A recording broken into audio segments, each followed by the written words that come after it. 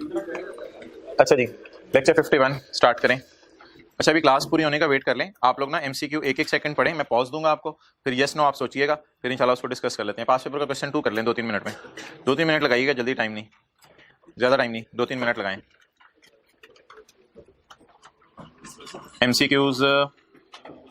MCQs नहीं है, true false का एक सवाल आया था, पेज 706, लेकिन सारे नहीं पढ़ने जो मैं पढ़ाऊंगा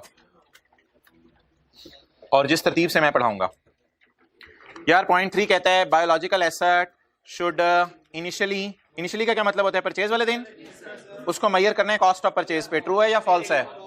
फॉल्स है। किस पे मेजर करना है? Fair value less purchase cost पे मेजर नहीं करना। आसान था सवाल, डन। इसमें से आपके अगर 8 में से 4 भी आपने सही जवाब दे दिए ना तो आई कैप की नजर में आप पास हैं, 50% वाला पास होता है। ओके, तो that was false. Next, biological asset should subsequently be measured at fair value. False false false, minus cost to sell. धोखा खा जाना था पेपर में, धोखा खा जाना था पेपर में। फेयर वैल्यू पे मेजरमेंट नहीं होता। इतने 4 दिन से रो के थक गए हैं, minus cost to sell, minus cost to sell, तो ये भी फॉल्स है। तो कम से कम चले आज के बाद आप ध्यान से न्यूमेरिकल्स पढ़ेंगे, ये जरूर फायदा हुआ आपको। ओके यार, गेन लॉस आते हैं सब्सिक्वेंट मेजरमेंट पे। सब्सिक्वेंट मेजरमेंट कब हुई थी यार? ईयर एंड पे कल जो एंट्री की थी, जो व्हाइट बोर्ड पे अबू बकर यहां वर्किंग की थी, जो व्हाइट बोर्ड पे यहां fair value minus cost to sell लिख के, तो ईयर एंड के ऊपर जो गेन लॉस आते हैं हजरात, उसका क्या करना है? Should be taken to P and L. बता दें ओसीआई में जाने, पी एंड एल में, जल्दी बताएं। True false? ट्रू। अच्छा, point 8, once the wool is extracted from sheep, वो पहली क्लास में जो हमने वीडियो देखी थी, once the wool is extracted from sheep, subsequent processing of wool into carpets. ये तो बहुत आगे निकल गया है, वूल को पकड़ के कारपेट्स बनाने लग गया है। ये कारपेट कहते हैं, मेरे आईएस 2 में जाएंगे, बता दें। बिल्कुल ट्रू है। नहीं नहीं नहीं नहीं यार, eight the point of harvest वाली बात नहीं, आपने ट्रू सही बता दिया है, लेकिन eight the point of harvest नहीं, ये ना बहुत आगे चला गया है। देखें इधर मोहतरम, ये ना कितना आगे, टाइम पे आ जाएगा, ये कितना आगे चला गया है। ये agricultural produce at point of harvest तो कह ही नहीं रहा, ये agricultural produce after point of harvest भी नहीं कह रहा, ये तो यहां पहुंचा हुआ है, ये तो यहां पहुंचा हुआ है। ये तो ऑब्वियसली चीजें अगर आपने बेचने के लिए रखी हुई हैं तो ये तो आपकी इन्वेंट्री है, तो आपकी इन्वेंट्री है। क्लियर? तो agricultural produce at point of harvest क्या होती है? एग्रीकल्चरल प्रोड्यूस, और उसके बाद क्या बन जाती है? इन्वेंट्री। लेकिन ये तो यहां पहुंचा खड़ा है, तो यहां तो ऑब्वियसली कौन सा स्टैंडर्ड लगेगा? आईएस 2। कितने सवाल थे और कितने थे पूछ रहा हूं यार, अजीब लोग हैं। 8 कितने कर लिए? 4 कितने सही हो गए? अल्हम्दुलिल्लाह 4, तो बस ठीक है, 50% मार्क्स आ गए। अब कोई और सवाल शुरू करते हैं भाई। ये ना पॉइंट 1 है, नहीं आपने नहीं कराया, मैं पॉज दिया है पहले आप लोगों को सोचने का। Both fish farming and ocean fishing are agricultural activity. एक दिन छोटी सी बात आपसे की थी, शायद याद हो भाई। फिश फार्मिंग में आप फार्म हाउस खुद खरीदेंगे, खुद खरीद के बायोलॉजिकल फिश या एसेट उसको डालेंगे, उसको दाना डालेंगे, उसको बड़ा करेंगे ताकि फार्मिंग करके उसको सेल करें, बेबीज प्रोड्यूस करें, सेल करें। लेकिन ओशन फिशिंग में ये होता है कि आप ओशन में जाके मछलियां डालते नहीं, मछलियां पहले से ही उधर होती हैं। आप बायोलॉजिकल ट्रांसफॉर्मेशन को मैनेज कर रहे होते हैं, या बनी बनाई मछलियां उधर तैयार होती हैं? बनी बनाई मछलियां उधर तैयार होती हैं। और फिश फार्मिंग में पानी डालना पड़ेगा, फिर मछलियां खरीद के डालनी पड़ेंगी, फिर बड़ी होंगी, तो वहां तो दाना भी डालना पड़ेगा। लेकिन जो ओशन के अंदर मछलियां हैं, क्या वो फार्मिंग है या फिशिंग है? तो फिशिंग तो मैं और आप भी जाके कर सकते हैं, कहीं भी चले जाएं, इलाके में लोग जाते हैं, मछलियां निकालते हैं। What is this? क्या वो एग्रीकल्चरल एक्टिविटी कर रहे हैं? क्या वो उन्होंने बायोलॉजिकल ट्रांसफॉर्मेशन को मैनेज किया है? तो इसलिए ये तो आईएस 41 के स्कोप से बाहर है, ये एग्रीकल्चरल एक्टिविटी नहीं है। क्लियर? तो ये फॉल्स है ना, आधा ट्रू है आधा फॉल्स है, तो फिर फॉल्स ही होगा ओवरऑल। बाकी नहीं आएंगे आपको, बाकी समझ नहीं आएंगे, अभी हमने पढ़ा नहीं हुआ। चलें जी,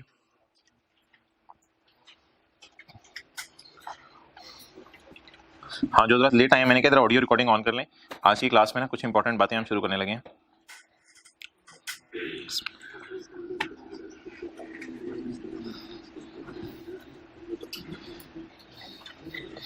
एक न्यूमेरिकल कर लें छोटा सा, फिर शुरू करते हैं।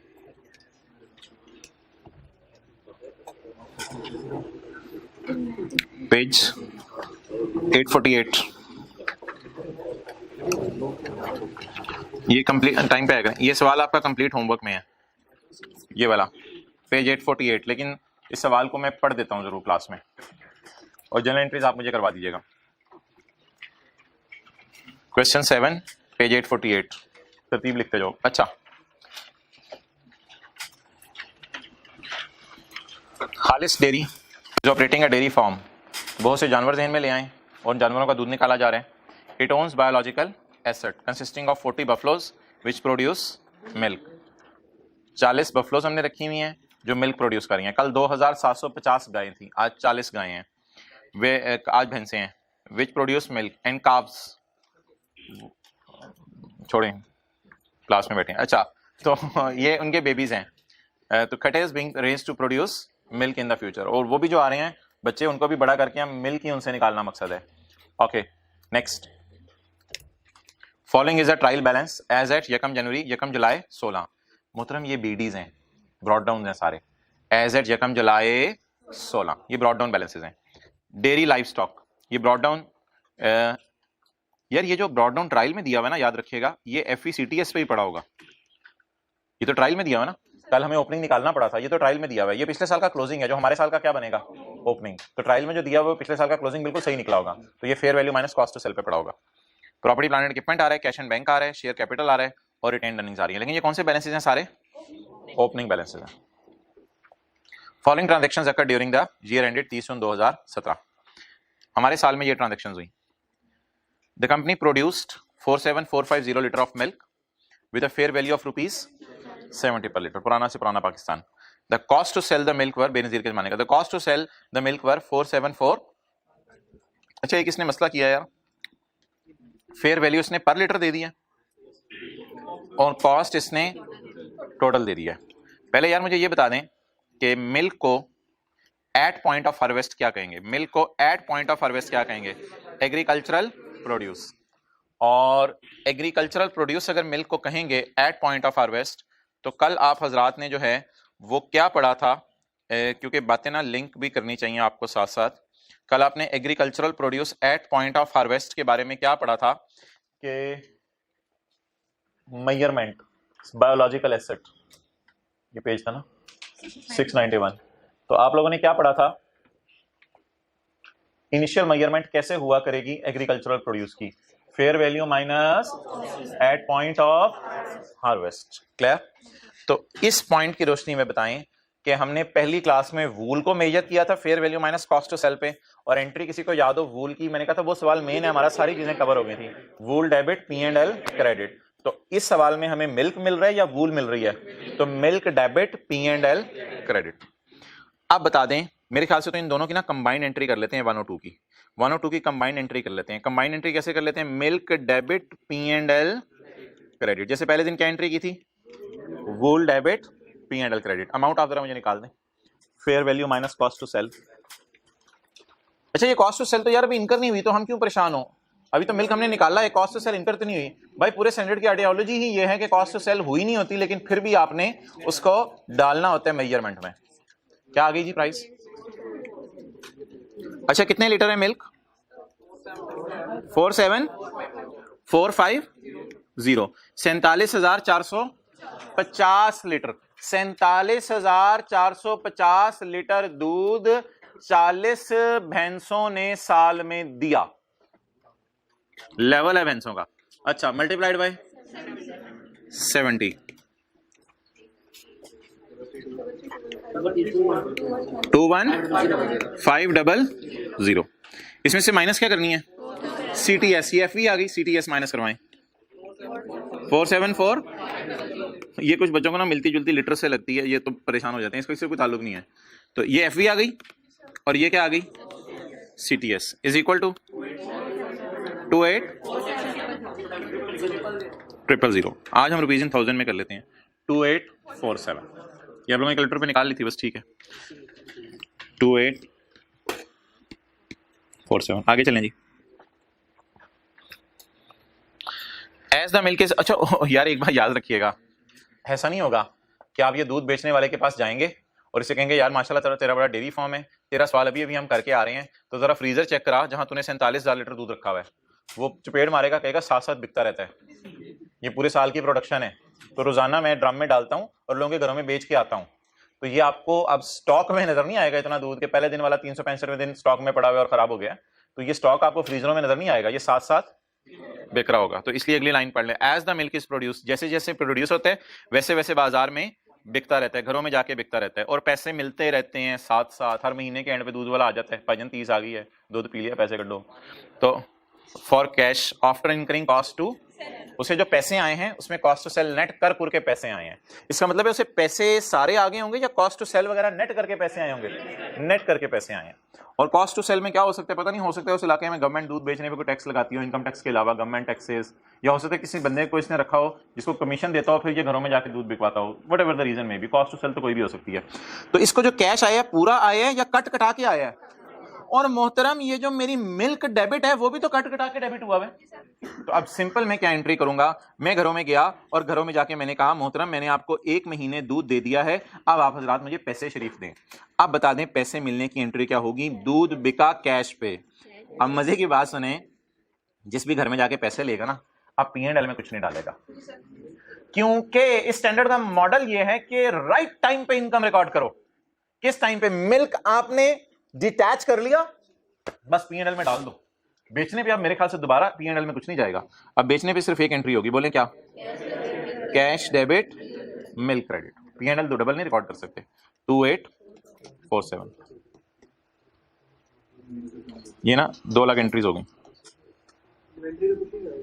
इन्वेंट्री में अगर कोई पड़ा रह जाए ना दूध साल के एंड पे, तो वो हमें बता देगा सवाल में, तो वो ऑब्वियसली 47,000 लीटर नहीं होगा, वो भी 50-60 लीटर हो सकता है, वो इन्वेंट्री में डाल देंगे। लेकिन फिलहाल इसने इन्वेंट्री में कुछ बताया नहीं हमें। Okay, livestock was purchase for 41,000 in cash. बताएं जी entry, livestock was purchase for 45,000 in cash, biological asset cash credit. यार ये ना इस तरह के जो सवाल होते हैं ये ऐसे ही ना कॉन्सेप्ट खराब करने वाले होते हैं कभी कभी, क्योंकि हमारी अच्छी बड़ी अंडरस्टैंडिंग बनी हुई है कि इनिशियल रिकॉग्निशन के ऊपर गेन लॉस आता है, और इनिशियल रिकॉग्निशन के ऊपर क्योंकि बायोलॉजिकल एसेट पड़ा होता है fair value minus cost to sell पे, और कैश में आउटफ्लो पड़ा होता है, तो उन दोनों का डिफरेंस P&L आ जाता है। लेकिन ये अजीब सवाल होते हैं, कभी कभी कॉस्ट टू सेल देते नहीं है, तो ठीक है कोई मसला नहीं। चलो लाइव स्टॉक परचेज किया 41,000 का, तो क्या एंट्री बन गई? शायद इस मुल्क में कॉस्ट टू सेल हो ना, कोई हो सकता है ना गवर्नमेंट टैक्स लेती हो ना कोई कमीशन लेता हो, तो फिर वही जो बायोलॉजिकल एसेट है वही डेबिट करेंगे और वो कैश क्रेडिट करेंगे। हो ऐसा भी हो सकता है, अब क्या करें, और कुछ बताया नहीं इसने। अच्छा यार वैसे एक बात पूछ रहा हूं, इन जानवरों के खरीदने से पहले कितने के जानवर थे हमारे पास?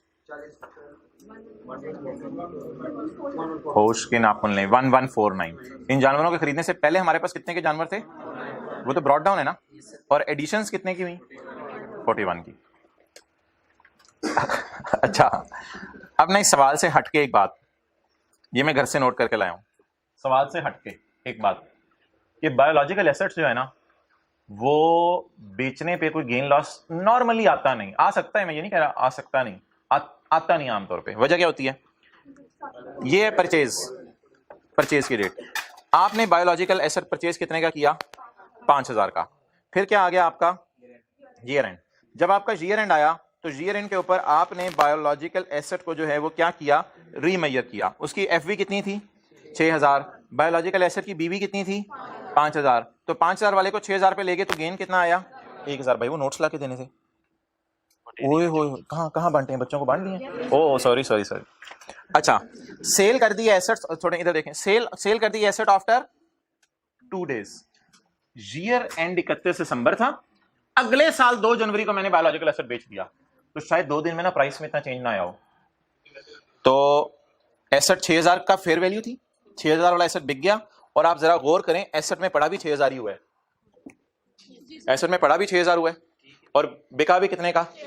हाँ अगर आप 2 दिन बाद ना बेचते, 2 महीने बाद बेचते, तो फिर शायद डिस्पोजल की जनरल एंट्री जहन में लाएं, डिस्पोजल की जनरल एंट्री, फिर शायद कैश डेबिट होता 6,200 रुपए से, बायोलॉजिकल एसेट क्रेडिट होता 6,000 से, और बैलेंसिंग गेन आ जाता 200 रुपए का। तो ये डिस्पोजल की वही एंट्री है जिसमें आप कैश डेबिट करते हैं, एसेट की बुक वैल्यू क्रेडिट करते हैं, बैलेंसिंग गेन लॉस आ जाता है।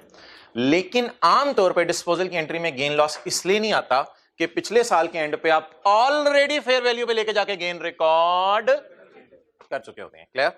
तो ये किसकी एंट्री है? खरीदने की। ये ईयर एंड पे और ये सेल पे। तो सेल पे देखें गेन लॉस हो सकता है ना आए, चले नोट कर लें, क्योंकि कहीं ऐसा ना हो रहा ना सेल पे आप जबरदस्ती गेन लॉस निकालना चाह रहे हो। तो सेल पे अगर वो नहीं बता रहा गेन लॉस है तो गेन लॉस नहीं होगा सेल पे, कोई मसला नहीं।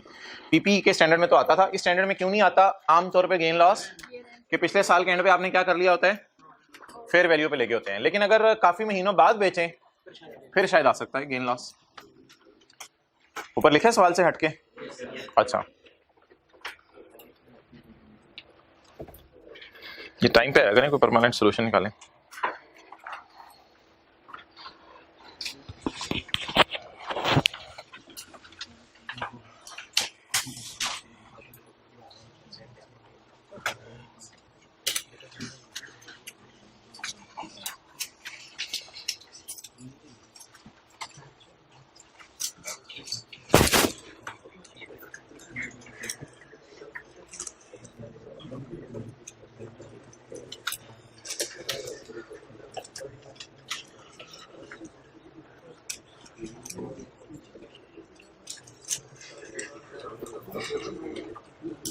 ओके, सवाल से हटके हटने लगे इधर से।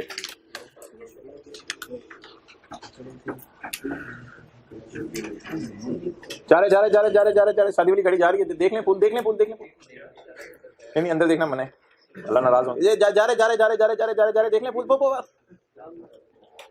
ओके आगे चलें जी। अब देखें, एक जरा बात मुझे सोच के बताएं, ये पिछले साल के क्लोजिंग है, पिछले साल के क्लोजिंग है हमारे साल के, ये पिछले साल एफवी मदद। अच्छा, ये पिछले साल के क्लोजिंग है या हमारे साल के ओपनिंग है? ये ऑलरेडी एफवी माइनस सीटीएस पे पड़े हुए हैं। ये इस साल खरीदे, ये इस साल खरीदे, ये भी एफवी माइनस सीटीएस पे है। साल के 2 दिन बाद, साल शुरू होने के, हमारा साल में साल शुरू होने के 2 दिन बाद हमने कुछ लाइव स्टॉक बेच दिया 2 लाख का। अब बच्चे ये एतराज करते हैं कितने वाला था, क्योंकि वो ये पूछते हैं कि हमें तो अकाउंटिंग की क्लास इंट्रो में ये पढ़ा था कि जब कोई चीज बिकती है तो उसकी कॉस्ट वगैरह और कम रिडक्शन भी दी होती है। तो ये कौन से वाले जानवर बिके हैं? सवाल तो सिर्फ ये कह रहा है कि 2 लाख के बिक गए। अब इनकी बुक वैल्यू क्या थी? और भाई बुक वैल्यू अगर नहीं दी हुई तो ये 2 लाख पिछले साल के एंड पे 2 लाख वाले ही होंगे, ये 2 लाख वही वाले बिक गए होंगे। तो यहां ना जरा काम ज्यादा आसान हो जाएगा। खरीदने की entry BA debit cash credit, खरीदने की और बेचने की कैश डेबिट बीए क्रेडिट। बस कैश डेबिट बीए क्रेडिट कर दें, बीए हमने किया और बीए हमने फारिग कर दिया। खरीदने की एंट्री बीए डेबिट और बेचने की entry cash debit BA credit. कितने से? 2 लाख, तो 200 बनेगा। 0.5 की एंट्री होगी। आगे चलें। 6 और 7 पता नहीं सोल्यूशन में अलग अलग एंट्री हुई है, इकट्ठी हुई है, मैं इकट्ठी कर रहा हूं। ये कौन सा वाला गेन है? फिजिकल चेंज वाला। और ये कौन सा वाला गेन है? प्राइस चेंज वाला। तो इन दोनों की इकट्ठी एंट्री बता दें साल की। ये ईयर एंड के ऊपर हुआ होगा ना, ईयर एंड के ऊपर हुआ होगा। बायोलॉजिकल एसेट डेबिट और P&L credit 27/45 72। Biological asset debit P&L credit.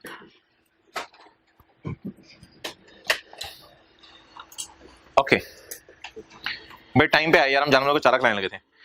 Dairy farm supplies वर परचेज्ड, चारा was purchased which were fully consumed during the year, which was fully consumed during the year। अगर कल वाली बातें आपने दोहरानी है तो फिर बात जरा लंबी हो जाएगी, तो इधर उधर देख रहा होता है, पन्ना होता है इधर उधर देख रहा होता है। अब कल वाली बात अगर मैं करूं तो बात लंबी हो जाएगी, लेकिन कर लेते हैं कल वाली बात। Dairy farm supplies were purchase, solution में ऐसे एंट्री नहीं हुई लेकिन मैं कल की वजह से ऐसे करवाने लगा हूं। इन्वेंट्री ऑफ चारा या feed debit, cash credit.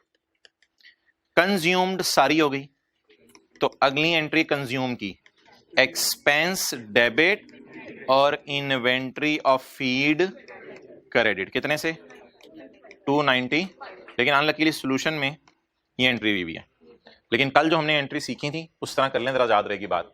Purchase करते हुए चारे को कहाँ डाल देते हैं? इन्वेंट्री में। फिर जितना इस्तेमाल हो जाए उसे खर्चे में। तो आज तो सारा ही खर्चे में डालना पड़ेगा ना, क्योंकि जितना चारा खरीदा सारा इस्तेमाल हो गया। अगर होमवर्क में एक पास पेपर क्वेश्चन 1 आपने किया था तो उधर 60% खर्चे में गया था, अभी सारा ही खर्चे में जाएगा। भैया तो बैक पेन क्या आ रहे होते हैं, क्लास लेने आए हो, आ जाओ। अच्छा जी, डेप्रिसिएशन की एंट्री खुद ही लिखनी है, डेबिट अकाउंट, डेबिट क्रेडिट। ये वैसे डेयरी फार्म में प्लांट कहाँ से आ गया? Property, plant and equipment. ओ भाईजान, दुनिया बहुत आगे निकल चुकी है। दूध निकालने वाली मशीनें खरीदी होती हैं लोगों ने, आराम से बैठे होते हैं, मशीन लगा देते हैं भैंस को, मशीन को देख रहे होते हैं, दूध बाहर आ रहा होता है।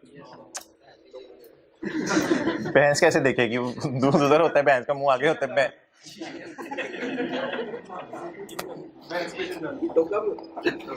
जिस जिसने जो बताना है वो बता दे, हम रिक्वायरमेंट्स पढ़ते हैं। प्रिपेयर स्टेटमेंट ऑफ, अच्छा ये मैं ना जनरल एंट्रीज लेके चलाऊं। पहली एंट्री बताएं, मिल्क डेबिट P&L क्रेडिट। अब देखिएगा, मिल्क तो बैलेंस शीट का आइटम है, इन्वेंट्री की तरह का। Milk debit P&L credit. अब जरा देखिएगा एंट्रीज कैसे चलाई हैं हमने। मिल्क डेबिट, भाई ये बैलेंस शीट है, current assets, inventories, milk debit. जरा P&L आज देखिएगा, सेल नहीं आती, यहां सेल नहीं आती। Fair value less cost to sell of milk, ये पहली एंट्री पोस्ट होगी। पहली एंट्री मैंने आपके सामने पोस्ट कर दी। दूसरी एंट्री देखें, कैश डेबिट। दूसरी एंट्री अपनी किताब से देखें जो मैंने लिखवाई है, कैश डेबिट मिल्क क्रेडिट। इधर देखें, स्काई ब्लू से मैं करता हूं, मिल्क क्रेडिट और कैश डेबिट। क्लियर? अगली एंट्री बताएं, बायोलॉजिकल एसेट डेबिट। ये बायोलॉजिकल एसेट वाली एंट्री देखें, बायोलॉजिकल एसेट वाली, बायोलॉजिकल एसेट डेबिट 41 से, और कैश, ये दोनों बैलेंस शीट की चीजें हैं, दोनों बैलेंस शीट की चीजें हैं। आगे चलें, कैश डेबिट बायोलॉजिकल एसेट, इसको करना है घर में, इस तरह नहीं कि आप भी हाईलाइट कर लें। कैश डेबिट 200 रुपए से, और बायोलॉजिकल एसेट, आगे चलें, 27 और 45 से। बायोलॉजिकल एसेट डेबिट प्राइस और फिजिकल चेंज, बल्कि हमने ये एंट्री 50 कितने से की है? 73 से। बायोलॉजिकल एसेट डेबिट और P&L। यार ये नोट करें कि ये जो डेयरी हाउस का जो प्रॉफिट एंड लॉस है, आपने तो सोचा हुआ था डेयरी हाउस का प्रॉफिट एंड लॉस में आ रही होगी सेल ऑफ मिल्क। आपने सोचा होगा सेल ऑफ मिल्क आ रहा होता होगा, माइनस कॉस्ट ऑफ सेल। इस तरह की चीजें नहीं आती इसमें। इसमें वो जो पहली एंट्री हमने की थी ना, वूल डेबिट P&L क्रेडिट, वो वाला गेन जाता है इसके अंदर। और इसमें ईयर एंड के ऊपर जो हमने पहली एंट्री की थी ना, पहले सवाल में शीप्स वाले में, ईयर एंड पे मोटे और महंगे हो गए, तो वो वाला गेन जाता है इनके P&L में। सेल्स नहीं नजर आ रही होती, इनका P&L आप पहली दफा देख रहे हैं। आगे चलें, हाँ जी, कॉस्ट ऑफ सेल क्या है इनकी? कॉस्ट ऑफ सेल तो कुछ है ही नहीं। तो कॉस्ट ऑफ सेल क्या होती है? मिल्क की कॉस्ट ऑफ सेल तो कोई नहीं होती, क्योंकि मिल्क तो अल्लाह की तरफ से आता है। हाँ, कुछ चारा वगैरह खिलाया आपने तो वो खर्चे में चला जाएगा, वो कॉस्ट ऑफ सेल में नहीं जाएगा। ओके, आगे चलें जी। हाँ, इसका पैटर्न क्या होगा? इसके पैटर्न में जो भी आपको गेन्स आ रहे होंगे, बस आपने यहां शो करने होंगे। कौन कौन से गेन आ सकते हैं? न्यू बेबी बॉर्न का गेन भी आ सकता है, वो आपने अलग नहीं, प्राइस चेंज, फिजिकल चेंज तो ये आ गया ना। तो ये 2-3 मोटी मोटी चीजें आती हैं। पहली क्लास में क्या हुआ था? वूल शेयर हुई थी, तो ये इधर मिल्क आ रहा है। पहली क्लास में क्या हुआ था? ईयर एंड के ऊपर मोटे और महंगे हो गए थे, वो ये आ रहा है। तो पहली क्लास में एक और हुआ था, बेबी बॉर्न हुआ था। बेबी बॉर्न अलग से डालना है आपने, P&L में अलग से डाल दें आप, इसी में फिजिकल चेंज में भी कवर हो जाएगा, कोई मसला नहीं। ओके, लॉस आया नीचे डाल दें, कोई मसला नहीं। ओके, आगे चलें। अगली एंट्री कौन सी? नहीं यार, वो इन्वेंट्री के जरिए हमने नहीं किया, मैंने क्या डायरेक्ट खर्चों में डाल दिया मैंने। एक्सपेंस डेबिट, चारे वाला किधर है? चारा, एक्स कैश क्रेडिट, और P&L में एक्सपेंस डेबिट। और आगे डेप्रिसिएशन 84 से डेबिट, और अकाउंट डेबिशन। और मोहतराम, ये जो सारी चीजें हैं ये भी तो रहती है ना, ये तो ब्रॉड डाउन है मेरे, ब्रॉड डाउन है। क्या क्या? 1149, 3525 याद रख करते नहीं, 365, 2500, 2539। शेयर कैपिटल रिटेन अर्निंग अगर आपको घर में समझ नहीं आया परेशान नहीं होना, क्योंकि अभी हमने फाइनल अकाउंट नहीं पढ़ा हुआ। अच्छा, तो ये सारे बीडीज हैं, brought down, brought down, brought down, brought down, retain earning का ब्रॉड डाउन। और ये ना फाइनल अकाउंट का वेट कर लें, ये रिटेन अर्निंग का ब्रॉड डाउन था, और ये इस साल का प्रॉफिट है। बताएं ये इस साल का क्या है? बहरहाल ये फाइनल अकाउंट की बात कर रहा हूं आपसे। ये रिटेन अर्निंग का ब्रॉड डाउन था, ये इस साल का प्रॉफिट है। इस साल का प्रॉफिट कहां से आया? प्रॉफिट एंड लॉस से। इधर से ले आए, नहीं दिल चाह रहा तो ऐसे मजे से कुछ ना कुछ किया करें किताब पे, घर वालों को लगे पढ़ रहा है बच्चा। ब्रॉड डाउन अच्छा, मुझे कभी कभी फील होता है कि ये जो रिटेन अर्निंग अकाउंट है ये अकमुलेटेड डेप्रिसिएशन की तरह है। अकमुलेशन में क्या होता है? ब्रॉड डाउन अकमुलेशन सारे सालों की जमा इस साल की डेप्रिसिएशन तो कैरी डाउन। तो रिटेन अर्निंग का क्या मतलब है? पुराने सालों का प्रॉफिट और इस साल का प्रॉफिट। तो ये तरह रिटेन अर्निंग का अकाउंट सॉर्ट ऑफ टाइम दे सकते हैं क्योंकि अभी फाइनल अकाउंट नहीं पड़ा हुआ। बाकी जी एक चीज रहेगी ये सवाल के अंदर, वो जो हम एक रिकॉन्सिलिएशन सी बनाते थे, ओपनिंग जानवर, परचेजेस और P&L क्लोजिंग। ओपनिंग जानवर, परचेजेस, P&L क्लोजिंग, याद आ रहे? तो वो वाली रिकॉन्सिलिएशन भी इसने सवाल में मांगी हुई है। सवाल की रिक्वायरमेंट सी है, एसओसीआई बनाएं, बैलेंस शीट बनाएं और रिकॉन्सिलिएशन बनाएं ताकि बायोलॉजिकल एसेट की कैरिंग अमाउंट पता चल जाए। तो वो आप देख लें। ओपनिंग जानवर 1149 थे, उसमें से 200 के आपको पता है हमने बेच दिए थे और खरीदे कितने थे? 41 के। और इधर तो हम क्लासेस में लिखते थे P&L, और बल्कि मैं आपको इनकी एंट्रीज करवाता था 41 की, BA debit cash credit, BA debit P&L credit, और आज एंट्री करवाई cash debit. It is called as reconciliation. ये क्या चीज है? ये कुछ भी नहीं। आप अब ये ना कहिएगा ये रिकॉन्सिलिएशन कोई ऐसी अजीब सी चीज करवा दी है। ये वो जो पहली क्लास में वर्किंग 2 थी ना, और कल की क्लास में वर्किंग 2 थी, ये वही है। ये पहली क्लास और कल वाली क्लास की वर्किंग 2 है। पहली class purchase, bond, P&L closing. आज क्या है? ओपनिंग, परचेज, सेल, P&L और क्लोजिंग।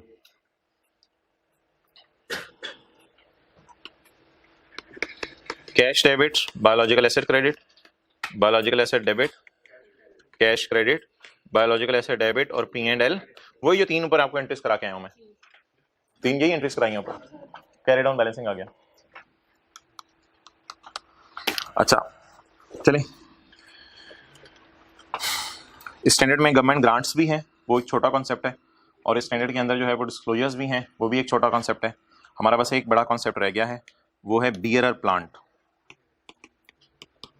बियरर प्लांट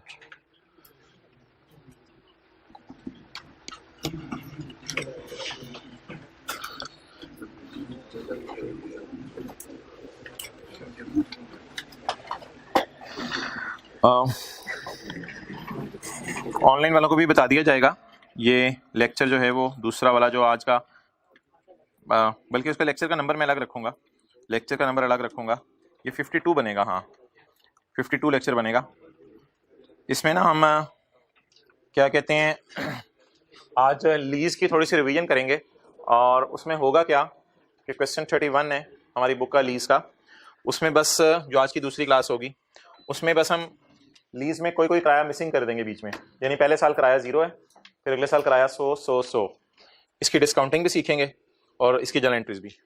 इसी तरह फिर अगला साल आएगा, अगला सवाल, उसमें पहले 2 साल किराया 220 है, फिर किराया 0 होगा और फिर 220, फिर हम इनकी डिस्काउंटिंग सीखेंगे कि इनको यहाँ पे कैसे लेके आना है। तो 7 वाला फिक्रमंद हो गया और कह रहा है यार हिम्मत करके ना आज 4:30 आई जा। हाँ यार तू भी आई जा। अच्छा जी, तो नहीं कोई रिवीजन क्लास नहीं है, ये मेन कॉन्सेप्ट है हमारे स्टैंडर्ड का, कोई रिवीजन क्लास नहीं है। डिस्काउंटिंग मैंने कोई नहीं सिखाई हुई आपको, बीच बीच में स्किप करके रेंटल्स, तो हिम्मत करके ले ही लें क्लास। क्या करेंगे, यूट्यूब वाले भी थक जाते हैं, आप लोग इतना यूट्यूब पे जाते हैं। ओके, अपलोड तो सुबह ही होगी, रिकॉर्ड अभी होगी, अपलोड सुबह होगी। पेज 689 मैं ये फिजिकल वालों को बता रहा हूँ, ऑनलाइन से बातें नहीं करा। पॉइंट 6 बियरर प्लांट, दूसरा सफा 690। Bearer plant IS 41 does not apply on these. बोले बियरर प्लांट पे IS 41 अप्लाई नहीं होता।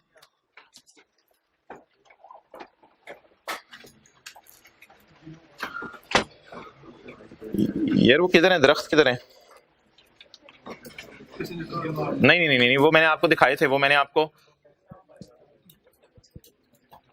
मिल जाएंगे इंशाल्लाह।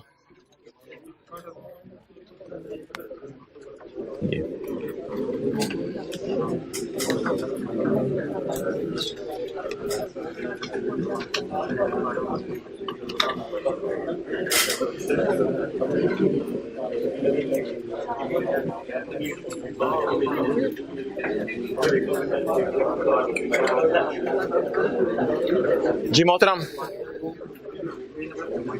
पेज नंबर कोई नहीं है, ये दरख्त किसी पेज पे नहीं है। ये मैंगो का जो दरख्त है इसको कहते हैं बियरर प्लांट। ये बायोलॉजिकल एसेट तो जरूर है क्योंकि लिविंग प्लांट है, बचपन से आप सुनते हैं सांस लेते हैं प्लांट्स भी, तो ये लिविंग प्लांट है और एक एक बात सुनते जाइएगा, ये लिविंग प्लांट है, इस वजह से बायोलॉजिकल एसेट तो है। लेकिन बायोलॉजिकल एसेट की एक सब कैटेगरी है बियरर प्लांट। बियरर प्लांट क्या होता है जरा गौर से सुनिएगा। Bearer plant bearer plant acts like a mother. जैसे गाय है, अब दूध को जरा साइड पे रख दें, वो बेबीज देती रहेगी बेबीज देती रहेगी, तो इसी तरह बियरर प्लांट बेबीज तो नहीं देता रहेगा, एग्रीकल्चरल प्रोड्यूस देता रहेगा। फिर ये agriculture it will act like mother, फिर ये आम फारिग हो जाएंगे, फिर अगला सीजन आएगा, फिर दोबारा इधर ही खड़ा रहेगा प्लांट, लेकिन नए फल देगा, तो it's act like a mother. फिर आप उतार लेते हैं, फिर अगला साल आते हैं, फिर अगला साल आता है। इसी तरह आप जो है दूर के इलाकों के अंदर चले जाएं तो वहां अखरोट के बड़े बड़े चलगोजे के बड़े बड़े दरख्त आपको नजर आएंगे अखरोट के, तो अखरोट के बड़े बड़े जो दरख्त नजर आएंगे उस पर लोग अखरोट उतार रहे होंगे, तो वो दरख्त साल से उधर ही खड़े हैं, हर साल सीजन आने के ऊपर वहां पे अखरोट निकल आते हैं। इन प्लांट्स को क्या कहते हैं? Beer plants. बियर करते हैं, ये कैरी करते हैं चीजें, और इनसे चीजें उतार ली जाती हैं और फिर इसके बाद प्लांट उधर ही खड़ा रहता है। इन प्लांट्स की लाइफ होती है, इन प्लांट्स की लाइफ होती है। स्टैंडर्ड कहता है जिस प्लांट में 3 कैरेक्टरिस्टिक्स पाई जाएं, जिस प्लांट में 3 कैरेक्टरिस्टिक्स पाई जाएं, उस प्लांट को आप क्या कहेंगे? बोलें बियरर प्लांट। उस प्लांट को क्या कहेंगे? Bearer plant. और उस पे IS 16 लगेगा, IS 41। 3 कैरेक्टरिस्टिक्स इसके सुन लें, जामुन का दरख्त ज़हन में ले आए या मैंगो का दरख्त ज़हन में ले आए। 3 कैरेक्टरिस्टिक्स, ये बियर करता है, प्रोड्यूस, हर साल प्रोड्यूस पैदा करता है, पहली शर्त। दूसरी शर्त यह है कि ये दरख्त की लाइफ 1 साल से ज्यादा होती है। और तीसरी शर्त इसकी यह है कि ये लकड़ी बेचने के लिए काश्त नहीं किया जाता। किसी ने आमों का बाग लगाया, अब ने कहा क्या करना है, कहते हैं उसकी लकड़ी बड़ी अच्छी होती है, इंशाल्लाह बेच के फर्नीचर बनाया करेंगे। और ना भाई ऐसी बात नहीं है। हाँ, स्टैंडर्ड कहता है in the end scrap sale के तौर पे अगर लकड़ी बिक जाए तो वो अलग बात है। ये ना कहना कि एंड पे लकड़ी महंगी बिक गई, बड़ा फायदा देके चलेगी, वो अलग बात है। ठीक है, बिक जाए 10 साल 20 साल बाद, वो किस्मत है आपकी, आपको पैसे देके चलेगी। लेकिन मकसद इन एनी केस आपका लकड़ी बेचना नहीं था। जब आप दरख्त को लगा रहे थे, लकड़ी बेचना मकसद नहीं था। जिस प्लांट में ये क्या कैरेक्टरिस्टिक्स पाई जाए? 3। ये 3 बियरर प्लांट हैं और इन पे IS 41 नहीं लगेगा, बल्कि क्या लगेगा? IS 16।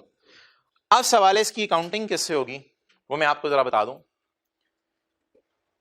जब तक प्लांट मैच्योर नहीं हो जाता, जब तक प्लांट, इसको आपने समझना है जैसे बिल्डिंग कंस्ट्रक्ट हो रही होती है ना, ईंट लग रहा है, बजरी लग रही है, सीमेंट लग रहा है और बिल्डिंग कंस्ट्रक्ट हो रही है, होते होते एक दिन होते बिल्डिंग काबिल इस्तेमाल हालत में आ जाती है।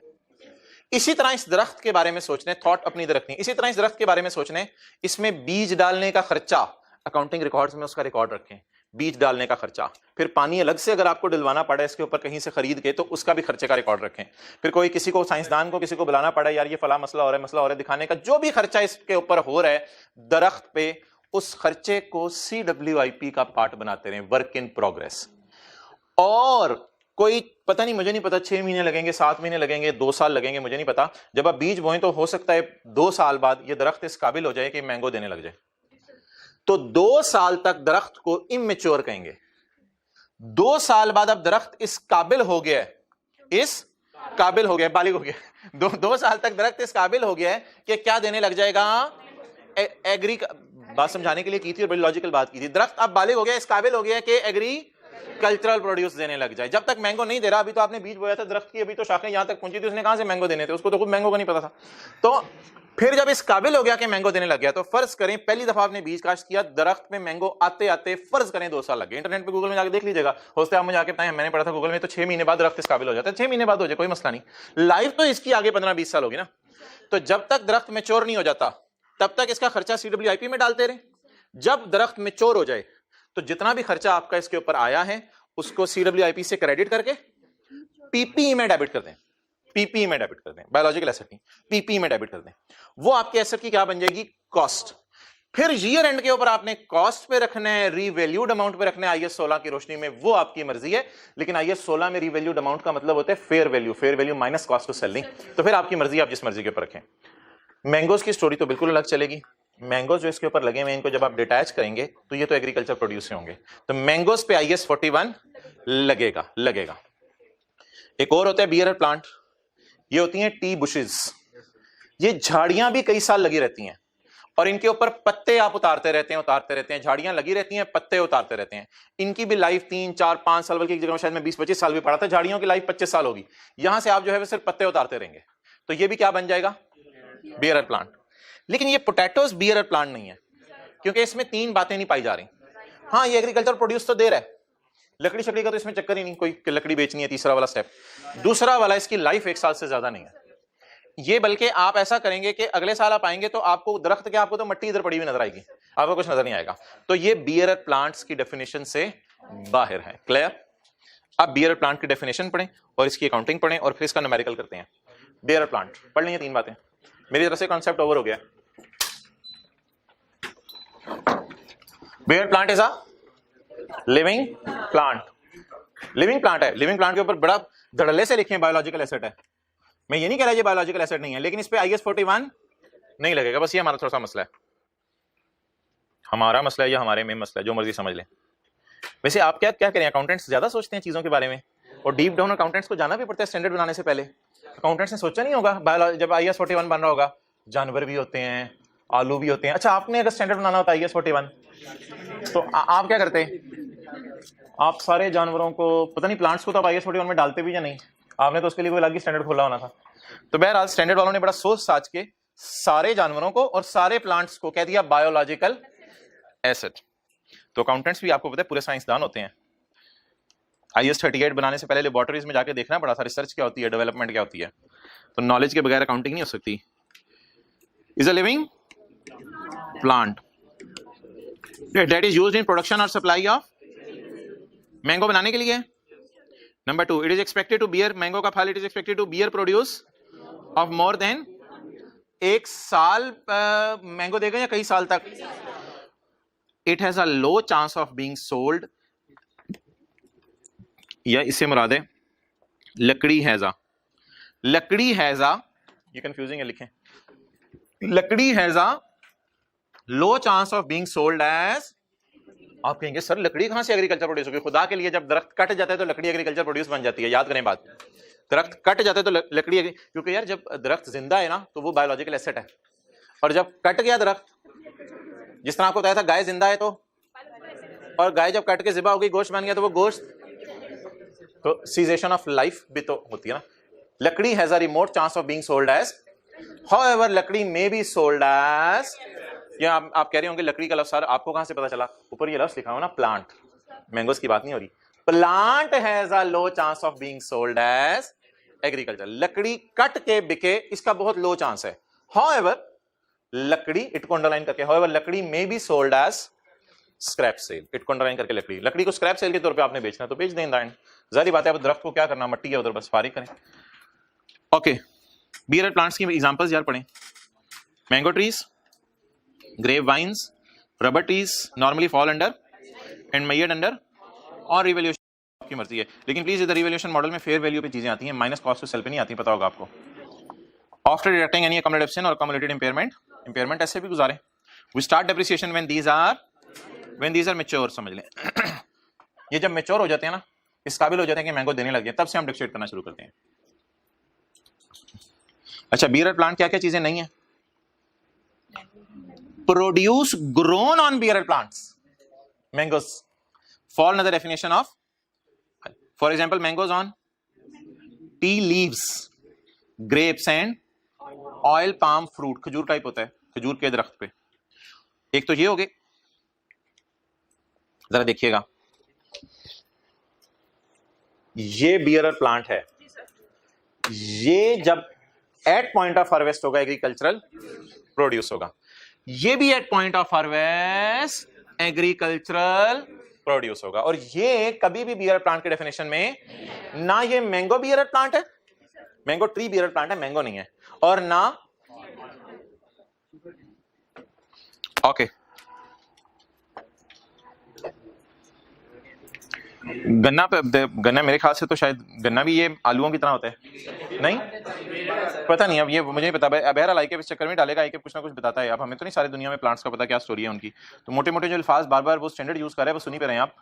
बाकी फिर देख के इंटरनेट चीजें पता चल सकती हैं कि फलां चीज क्या है, फलां चीज क्या है। हमें तो कैरेक्टरिस्टिक्स पता होनी चाहिए।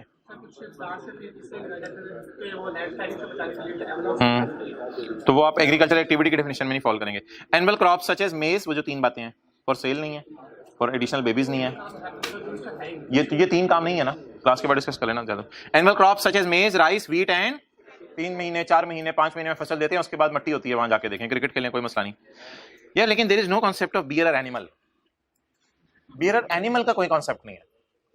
अब आप कहेंगे गाय ऑल्सो एक्ट्स एज मां, it will keep on the दरख्त is giving mangoes and the guy is giving babies, so why is it not a bearer animal?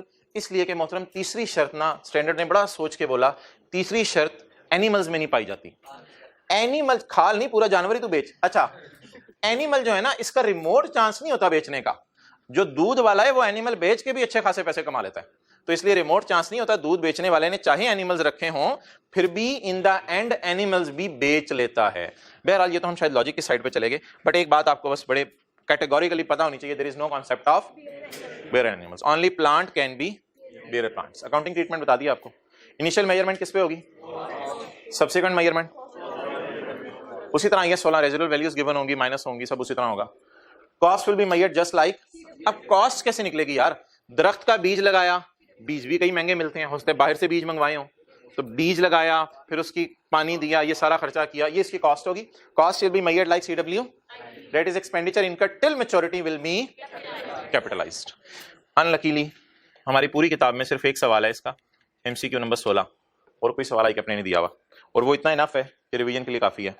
MCQ 16 निकाल लें, न्यूमेरिकल, पेज नंबर नहीं पेज में ना देखो, 716।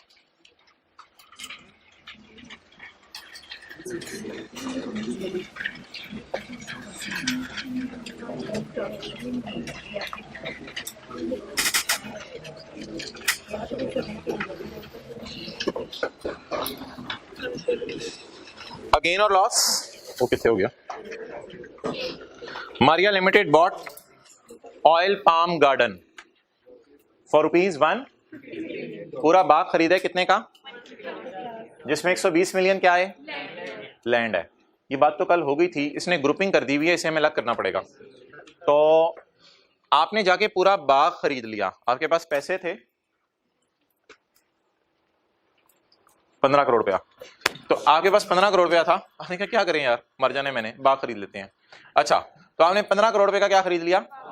जब आपने 15 करोड़ रुपए का बाग खरीद लिया, तो उसमें 12 करोड़ आपने किस मद में दिए, लैंड की मद में, तो 3 करोड़ उस पे जो दरख्त होंगे उनकी मद में दिए होंगे। नंबर 1। नंबर 2, ये कॉस्ट है या फेयर वैल्यूज है, फेयर वैल्यू भी उस दिन की वही होगी, कॉस्ट भी वही होगी, क्योंकि ये तो रेट ऑफ परचेज है। The garden is expected to give produce for next.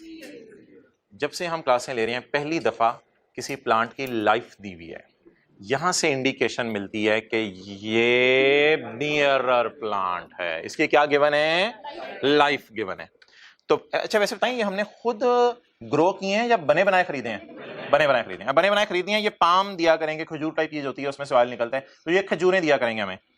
The garden is, यहां से ना पता चलेगा आपको कि ये क्या है, बियरर प्लांट। अच्छा जी, 3 टेस्ट जरा लगवा दें आगे जाए बगैर।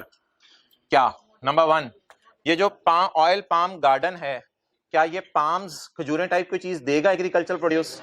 दूसरा टेस्ट, मोर देन 1 ईयर है। और तीसरा, जाहिर बात है अगर खजूरें देने के लिए हमने लगाया तो इसके दरख्त की लकड़ी के लिए नहीं लगाया होगा। वो बातें सारी लिखी नहीं होती, इंप्लाइड भी होती हैं कुछ बातें। अच्छा यार, अब क्या डिसाइड हो गया, या नहीं भाई मुझे चीजें बता दें क्या क्या है। नंबर 1 हमने क्या बाय किया है, और नंबर 2 हमने क्या बाय किए हैं, ट्रीज। लैंड कितने की बाय की है, और ट्रीज 30 के। आगे जाने से पहले डिसीजन ले लें कि लैंड पे कौन सा स्टैंडर्ड लगना है, IS 16, और ट्रीज पे because it is a bearer plant. Clear. On 31 दिसंबर 19 साल के शुरू में या एंड में, the fair value of garden is 22। देखिएगा, the fair value of garden is 22 excluding and the estimated cost to sell is 2 million. Okay, हमने हाथ जोड़े, हमने कहा खुदा के लिए कॉस्ट टू सेल मत दे, मैंने IS 41 नहीं लगाना ट्रीज पे, मैंने IS 41 नहीं लगाना ट्रीज पे, मुझे कॉस्ट टू सेल मत दो। यहाँ पे ये बात आपने उर्दू में लिखनी है, उर्दू में लिख लें, वो आपकी मर्जी है, मैं इस डेटे को काट रहा हूँ, लेकिन आप लोग तो शायद उर्दू में लिख लें। मैंने IS 41 नहीं लगाना ट्रीज पे, प्लीज कॉस्ट टू सेल ना दे दी तो मैंने परेशान हो जाना, ना छेड़, पै जान गए कॉस्ट टू सेल लूँ। अच्छा तो लिखें IS 16 लगाने, इसलिए कॉस्ट टू सेल तो इग्नोर कर दें। अच्छा फेयर वैल्यू उसने दी हुई है, उस पर मैं बाद में बात करता हूँ। अच्छा लैंड की फेयर वैल्यू कितनी है, इधर आए, 120 से ये किसकी फेयर वैल्यू है, लैंड की। Land is a fair value of 130 million on 31 December 2019। ML uses cost model under IS 16 में ML कॉस्ट मॉडल यूज कर रहा है। मैं इनको लाल बत्ती देके फारिग कर रहा हूं 130 और 22 को। सवाल छोटा सा है लेकिन बड़े खूबसूरत कॉन्सेप्ट लिए हुए हैं। सवाल क्या कह रहा है, सवाल कह रहा है कि IS 16 में मैं पसंद करूंगा, हमने कहा अल्हम्दुलिल्लाह हमारी दोनों चीजें IS 16 में हैं। कहते हैं इनके लिए मैं कॉस्ट मॉडल पसंद करूंगा। अबे फेयर वैल्यू को दे रहा, कहते परेशान करने के लिए दे रहा, तुझे परेशान करूंगा तुझे। अब लिखा क्या हुआ है, कौन सा मॉडल, किस स्टैंडर्ड में। अच्छा वैसे बता दें हमारे जो दो चीजें गिवन है सवाल में, उस पर कौन सा स्टैंडर्ड लगता है। कहते हैं जिन चीजों पे IS 16 लगाने का आपने डिसीजन ले लिया ना, उनको कॉस्ट पे रखना है आपने, और fair value minus cost to sell model use करने for items under scope of IS 41। जो चीजें IS 41 के स्कोप में है उनमें तुमने यूज करना है फेयर वैल्यू माइनस, ये इसको बताने की जरूरत नहीं थी, इंप्लाइड बात है, लेकिन हमारी कुछ चीज ही नहीं IS 41 वाली। ऐसे ना पेपर में ऐसे करते थे, हाँ हमारी कोई चीज ही नहीं IS 41 वाली। तो ये लाइन तुम क्यों मुझे दे रहे हो, लिखे ना यार, एंजॉय किया करें लाइफ को। हाँ हमारी कोई चीज भी नहीं IS 41 वाली। तो IS 41 वाली बात क्यों बता रहे हैं, कंफ्यूज करने के लिए। हाँ हमारी कोई चीज ही नहीं IS 41 वाली, हमारी तो दोनों चीजें कौन सी हैं, IS 16 वाली, और उनको भी किस पे रखना है, कॉस्ट मॉडल पे। तो ये अनलकीली दोनों की क्या गिवन है, फेयर वैल्यूज। क्लियर, ठीक है। सवाल की रिक्वायरमेंट पढ़ें। What is the total amount of non-current asset to be presented in balance sheet. Balance sheet पे 31/12/19 को शुरू में या एंड पे कितने में जाने चाहिए, कॉस्ट मॉडल पे जुबानी बता दे कोई बच्चा, कॉस्ट मॉडल पे बैलेंस शीट में ये चीजें कितने पे जानी चाहिए, टोटल बैलेंस शीट में कितने पे जानी चाहिए, 100। मोहतरम लैंड 120 पे जाएगी और ये डेप्रिशिएट होंगे ट्रीज की लाइफ कितने साल है, 3 साल। तो IS 16 लगाते लगाते ये ना भूल जाएं कि IS 16 में डिडक्शन नहीं लगती थी। तो अब आप सॉल्यूशन इसका बता दें मुझे। लैंड कॉस्ट मॉडल पे आएगी, कॉस्ट मॉडल पे कितनी, और ट्रीज, यार ये बैलेंस शीट में ना PPE में नजर आएंगे, और ट्रीज किस पे आएंगे, कॉस्ट मॉडल पे आएंगे। कॉस्ट मॉडल का मतलब होता है cost minus accumulated depreciation minus accumulated impairment loss. Cost model का मतलब कॉस्ट नहीं होता, कॉस्ट मॉडल का मतलब होता है cost minus accumulation minus impairment loss. 30/10, 30/3, तो 30/3 एक साल की डिडक्शन कितनी आ जाएगी, 10, कितना आ गया 20। 140 MCQ का आंसर है। तो बैलेंस शीट में, लेकिन बैलेंस शीट एक्सट्रैक्ट्स बना लेना साथ, ऊपर PPE लिख के।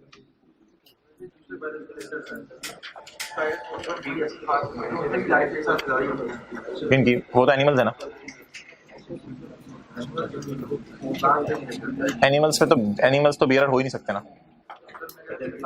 कौन से बोलो ना, कौन से, ये पोटैटो पे तो लगेगा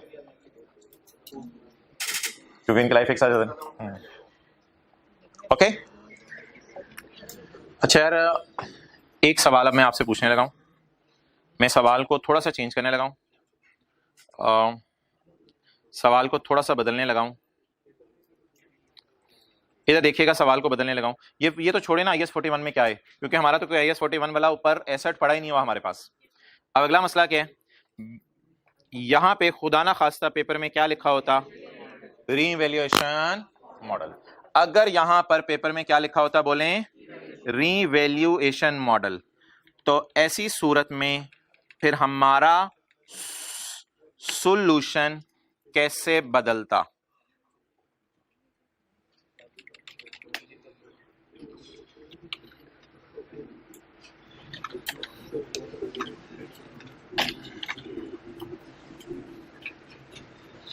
जी आ जा,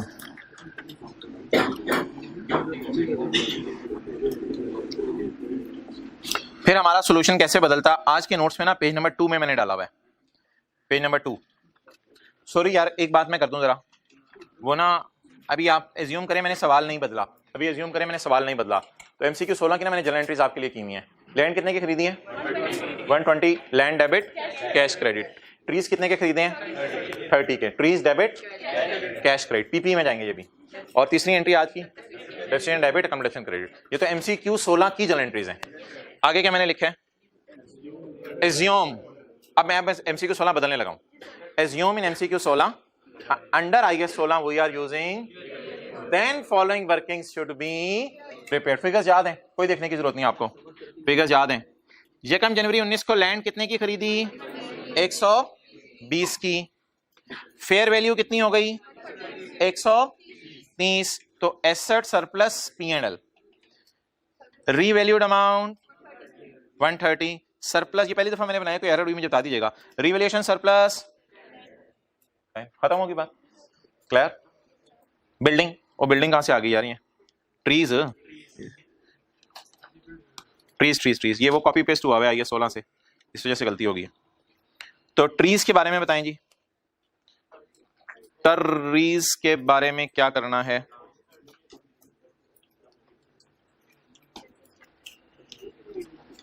ट्रीज कॉस्ट 30। अच्छा यार मुझे ये बता दें कि ट्रीज को पहले डेप्रिशिएट करूं या रिवैल्यू करूं। मैं जरा देख लूं, रिवैल्यूएशन ईयर एंड पे हो रही है, स्टार्ट ऑफ ईयर पे हो रही है। ऑन 31 दिसंबर the fair value of garden is 22। Cost to sell नहीं लेते IAS 16 में, तो फिर कैसे कैलकुलेशन होती जी, पहले डेप्रिसिएशन चार्ज होती और फिर WDV आ जाती, और इन द एंड 20 की बीवी को आसमानों पे ले जाने, 22 पे ले जाने। तो 20 की बीवी को जब 22 पे ले जाएंगे तो 2 का क्या आ जाएगा, और ये उसी में जाएगा, ये उसी में जाएगा। और ये नहीं कहना कि इस स्टैंडर्ड में सर आपने तो कहा था OCI आएगा, नहीं इस स्टैंडर्ड में नहीं है, तो IAS 16 में OCI में जाएगा। अब आप मुझे बता दें, ये तो आगे तो इलस्ट्रेटिव एग्जांपल कुछ और है। अब आप मुझे बता दें, अगर मैं रिवैल्यूएशन मॉडल फॉलो करूं तो फिर मेरे MCQ का सॉल्यूशन क्या होगा, 130 जमा 22, 130 जमा 22 1। लेकिन ये तो कब होता, फिलहाल मैं कौन सा मॉडल यूज कर रहा हूं, कॉस्ट मॉडल यूज कर रहा हूं। तो MCQ 16 के आगे लिख लें लेक्चर 51 पेज नंबर 2, ताकि रिवैल्यूएशन मॉडल भी MCQ 16 पे किताब पे, MCQ 16 पे किताब पे लिख लें लेक्चर 51 पेज 2। उसमें हमने क्या करवाया, सवाल को बदला है और बदल के कौन सा मॉडल करवाया। लेकिन फिलहाल कौन सा यूज हो रहा था सवाल में, माने ना माने छोटा सा MCQ था, बला था, और मेरे ख्याल से ये कराया ना जाता तो कोई इधर उधर के फिगर्स आपने उठा के कुछ ना कुछ कराना था। और मानना कि मैंने ये बताया था आपको IAS 16 लगाना है, लेकिन जब इतनी चीजें आनी थी तो आपने कहना था अच्छा IAS 16 लगाना है, पता नहीं कैसे लगाते हैं, IAS 16 भी भूल जाना था। तो IAS 16 कॉस्ट मॉडल वाला पहले हमने लगा के ट्राई किया, और फिर हमने कौन सा लगा के ट्राई किया, और पता चला कि बात आसान सी है। अच्छा नोट्स खुले में हैं, वैसे मैंने अभी ये बात करनी नहीं थी, नोट्स खुले में हैं, लगे हाथों एक और मिसाल कर जाएं। अब मैं आपसे कोई बियरर एनिमल या इस किस्म की बात नहीं कर रहा, सिर्फ प्लांट, बियरर प्लांट होते हैं। एक ऐसी आपसे बात कर रहा हूं, आपको एक दिन बताया था कि वॉच डॉग्स जो PC के अंदर हैं या उन पे IAS 41 नहीं लगता, क्योंकि ना वो सेल के लिए हैं, ना वो एग्रीकल्चर प्रोड्यूस के लिए हैं, और ना वो एडिशनल बायोलॉजिकल एसेट्स के लिए हैं। तो इसी तरह जो ये मैरिज हॉल वालों ने, मरहबा मैरिज हॉल वालों ने कोई बग्गी खरीद के रखी हुई है जिसमें मियाँ बीवी बैठ के यहाँ से डिफेंस तक जाते हैं, तो ऐसी सूरत के अंदर जो है वो उनके ऊपर भी IAS 41 नहीं लगता। तो ये ऐसी एक बीच में उसकी मिसाल आ गई थी, पुरानी बात। बियर प्लांट वाला कॉन्सेप्ट हमारा ओवर हो चुका है, इसको बियर प्लांट से कोई ताल्लुक नहीं। Illustrative example, Pearl Continental hotel purchase a watch dog for which detail is as follows. अच्छा जी, पर्ल कॉन्टिनेंटल होटल ने वॉच डॉग खरीदा है, बताएं is it for sale, is it for babies puppies, is it for agricultural produce? अगर answer तीनों का no है तो is it agricultural activity? If it is not agricultural activity then IAS 41 will apply. फिर कौन सा स्टैंडर्ड लगेगा? कितने रुपए का कुत्ता मिला? 10,000 का। रिक्शे वाले ने कुत्ते को लाने के कितने पैसे लिए होटल तक? 2,000 रुपए। कुत्ते से पूछा कितने साल रहेगा, कहते हैं इंशाल्लाह 15 साल तो रहूंगा मैं। एंड पे कुत्ते को पूछा कितने देके जाएगा, कहते हैं 2-3 हज़ार का तो इंशाल्लाह निकल ही जाऊंगा, चलो 3 कर लो। तो अब IAS 16 लगाएंगे आप इस कुत्ते पे, तो लिख दीजिएगा कुत्ते पे IAS 16 और IAS 36 इंपेयर भी हो सकता है। तो डेप्रिसिएशन कितनी जाएगी? कॉस्ट ना यार, कॉस्ट 10,000 नहीं है यार, IAS 16 लगेगा। 10,000 जमा 2,000, IAS 41 ना लगाने लग जाना। Biological asset fair value minus cost, उस तरह की काउंटिंग नहीं करनी। तो 12,000 minus residual value, cost minus residual value divided by, ठीक है जी, ये डेप्रिस जी बिल्कुल मैं बताता हूँ। और नॉन करंट एसेट्स में PPE में क्या रहा होगा? डॉग। 12,000 क्या है? कॉस्ट यार 10 जमा 2 12, 12,000 क्या है? ये आज वाले नोट्स हैं। कॉस्ट माइनस डेप्रिसिएशन, इधर निकली पड़ी है कॉस्ट। मैं कर देता हूँ सही, पहली दफा मैंने कहा ना ये नोट्स नहीं है। कॉस्ट माइनस डेप्रिसिएशन, ये बीवी तो सही निकली हुई है, बीवी गलत हो जाए वैसे ही मसला होगा, तो ये बीवी सही निकली हुई है 11,400। तो आप बीवी पे फोकस करें, 11,400। क्लियर?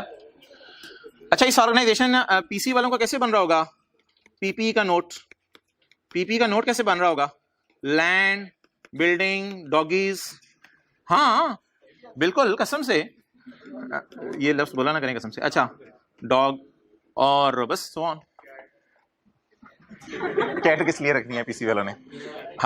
हम ये बुलवा रहे हो आप पे छोड़ने के लिए। अच्छा जी, तो और हाँ, अगर आपने इसको कॉस्ट मॉडल में नहीं रखना तो इसको रिवैल्यूएशन मॉडल पे रख लें, वो आपकी मर्जी है। साल के एंड पे कुत्ते से पूछ लिया कि तू कितने का हो गया, तो आपने रिवैल्यूएशन मॉडल पे रखना है, रिवैल्यूएशन मॉडल में इंपेयरमेंट लॉस से गुजार लें, रिकवरेबल अमाउंट फ्यूचर में फायदा कितना आने सारा करके कैलकुलेशन कर लें। तो जब IAS 16 लगेगा तो फिर अपने फुल फ्लेज एंटायरिटी से लगेगा, और जो कुछ भी IAS 16 कहता है फिर वो हमें सारा का सारा कंसिडर करना पड़ेगा।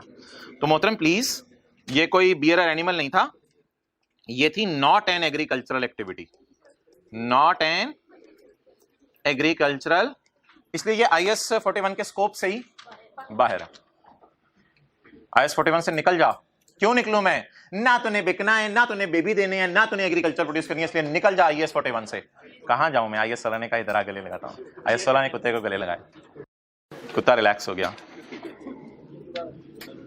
वो एक बंदे ने कुत्ते के बच्चे को, कुत्ते का बच्चा, वो माइंड कर गया कुत्ते का बच्चा। अच्छा sorry, I take my words back. अच्छा जी, आगे चलें, वापस आ जाएं जी थ्योरी पे। क्या है थ्योरी? खत्म करें इस चैप्टर की थ्योरी। अच्छा, वैसे ना इस चैप्टर की एक समरी सी भी अवेलेबल है, वो सारे ब्रॉड कॉन्सेप्ट्स जो है वो कवर कर रही है। पहले जरा वो पढ़ लेते हैं। ये अपनी तरफ से बनाई हुई है, ये स्टैंडर्ड का पार्ट नहीं है। पेज 693 सारा आपको पढ़ा दिया हुआ है, लेकिन एक सफ़े पे अब आपके लिए मैंने लिख दिया है 693, please 694। Some important concepts, revision लिख लें, इसका नाम जो मर्जी लिख लें, जैसे हर चैप्टर के एंड पे समरी दी होती है। 694 पेज पढ़ते रहें और बताते रहें। यार IAS 41 में गेन लॉस कब आता है? पहली क्लास, शीप वाली मिसाल, इनिशियल रिकॉग्निशन पे नॉर्मली लॉस ही आता है वैसे, और बर्थ के ऊपर गेन लॉस आ सकता है, गेन ही आता है आमतौर पे। ईयर एंड के ऊपर बायोलॉजिकल एसेट को फेयर वैल्यू पे ले जाएं, और इसके अलावा गेन लॉस IAS 41 में आता है जब agricultural produce eight the point of harvest. Examples of businesses that will apply IAS। Dairy farming का क्या मतलब है? जो मिल्कमैन हमारे घर आता है वो डेयरी फार्मिंग कर रहा होता है। फिश फार्मिंग शुरू में बात होगी है क्लास से। Citrus production, oranges is an, लेकिन ऑब्वियसली अगर ऑरेंज के दरख्त की उम्र पे 1 साल से ज्यादा होगी तो फिर ऑरेंज पे तो IAS 41 लगेगा, लेकिन उसके दरख्त पे IAS 41 नहीं लगेगा अगर ऑरेंज के दरख्त की उम्र 1 साल से ज्यादा होगी। ऑरेंज तो एग्रीकल्चर प्रोड्यूस होगा ना at the point of harvest. हाँ, examples of businesses that will not apply, zoo animals, ocean farming क्या मतलब? ट्रॉलर्स क्या होते हैं? भाई के पास जाके मछलियां निकालते हैं, या उससे पहले मछलियां बड़ी हो वहां तक मेहनत भी करते हैं। Watch dogs in, buggy in marriage hall, marriage hall. इन पे IS 41।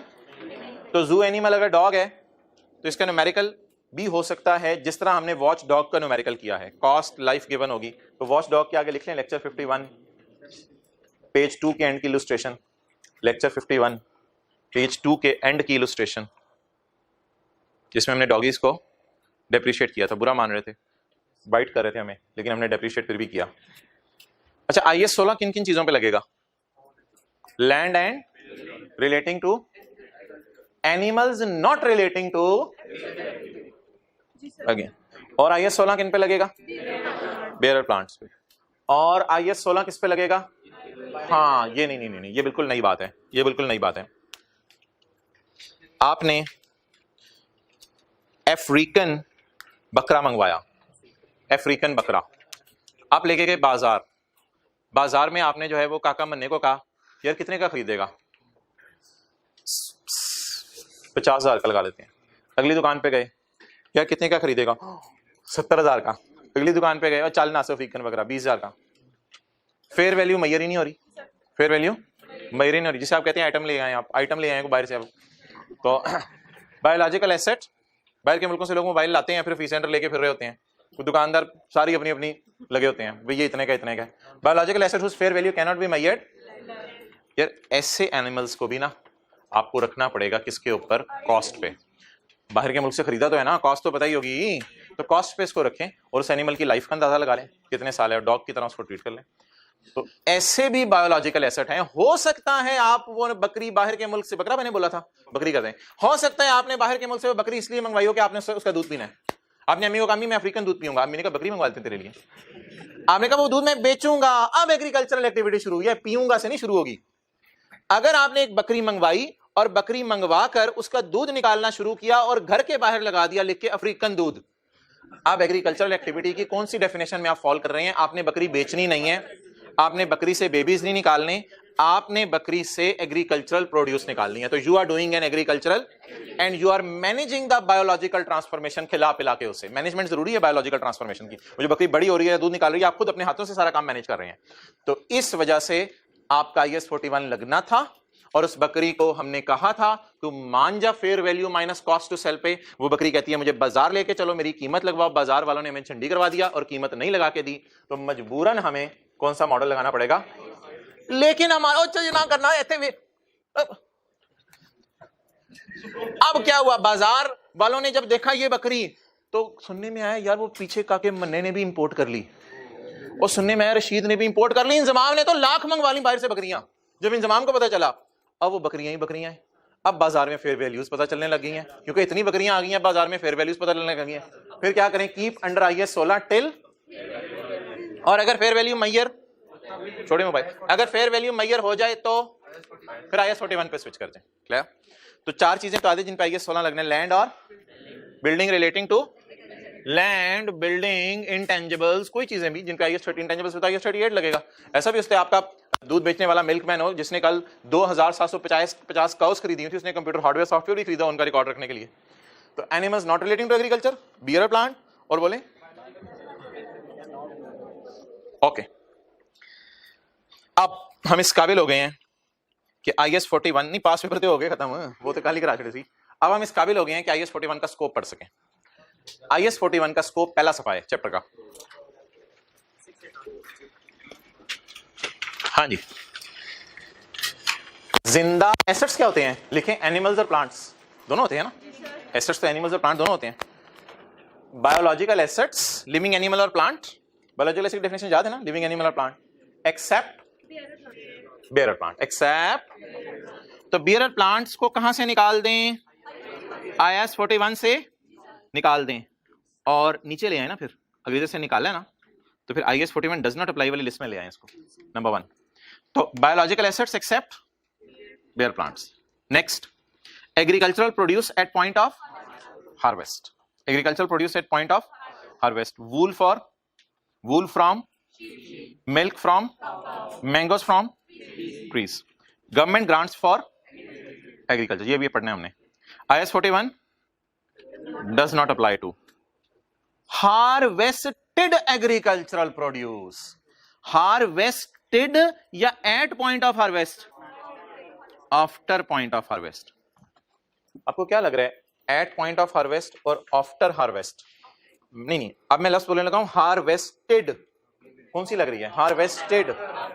आफ्टर हार्वेस्टेड में कौन सा स्टैंडर्ड लगेगा? हाईएस्ट। और एट पॉइंट ऑफ हार्वेस्ट पे? अच्छा जी, next, land relating to agriculture activity.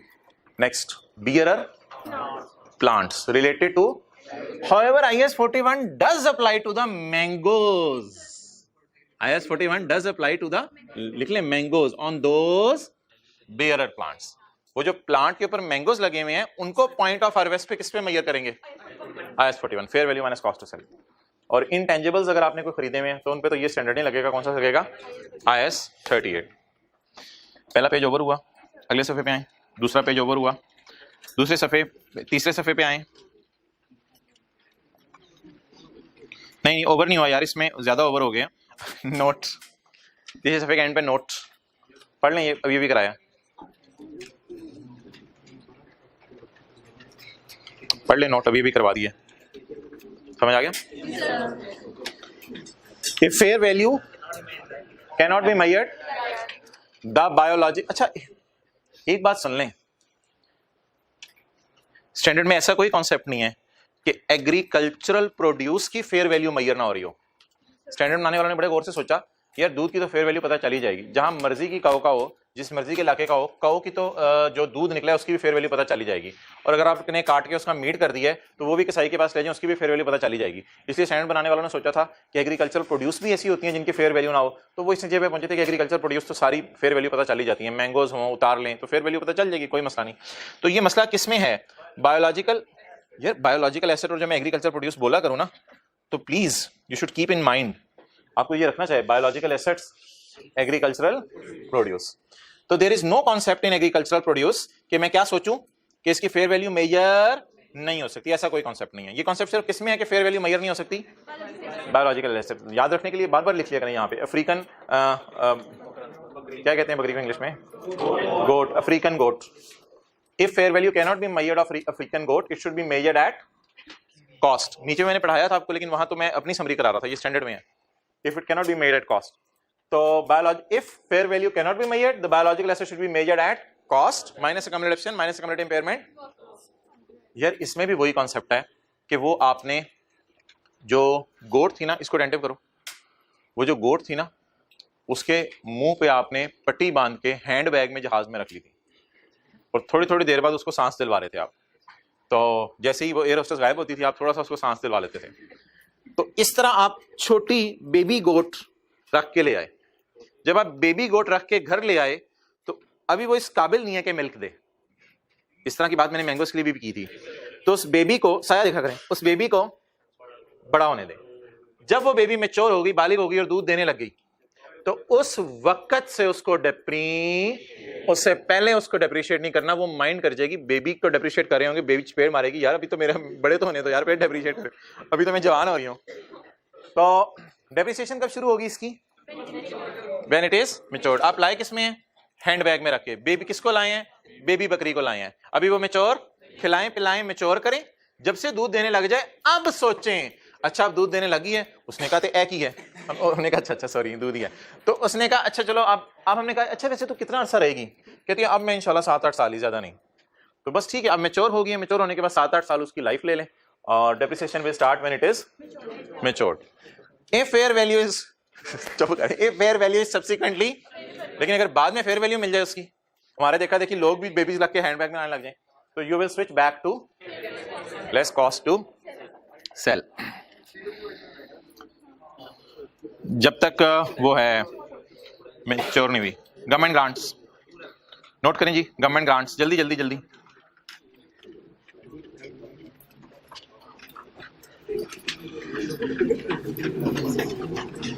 Government grants की समरी नोट करें। पहले थोड़ा सा मैं बड़ा कर रहा हूं इसको। ये पेज अगला पेज है यार किताब का, और जगह भी है, शुक्र है उस पेज पे। सफे की हेडिंग ही गवर्नमेंट ग्रांट्स है।